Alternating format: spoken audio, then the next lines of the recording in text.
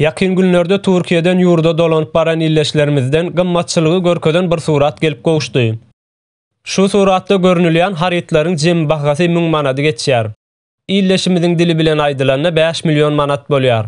Tämizlik serişdeler bilen bilelikde 4-5 günlük azyk harityň bahasy 1000 manat geçdi.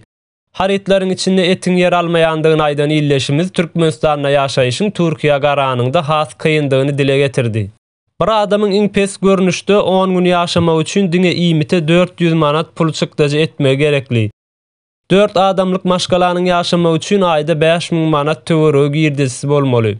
Emma halkyň köp böleginiň öýüne aýlyk iň azyndan 1000 manatyň hem girmeýändigi hemmelere ma'lum. Köpler girdejilerini ýurtdaşynda işlemäge giden ýakynlarynyň arkasy bilen üpsün edýär. Eger olar hem bolmasa, onda Türkmenistan ykdysady dolanşyk gysgawatyň içinde düýplü durmagy mümkin. Şol sebäpden bolsa gerek Türkmenistan ýollary dol açmakda howlukmaşlyk edenok. Ýurda howlup baranlaryň maşgalalaryna bolsa kynçylyk we gytçylyk garaşýar.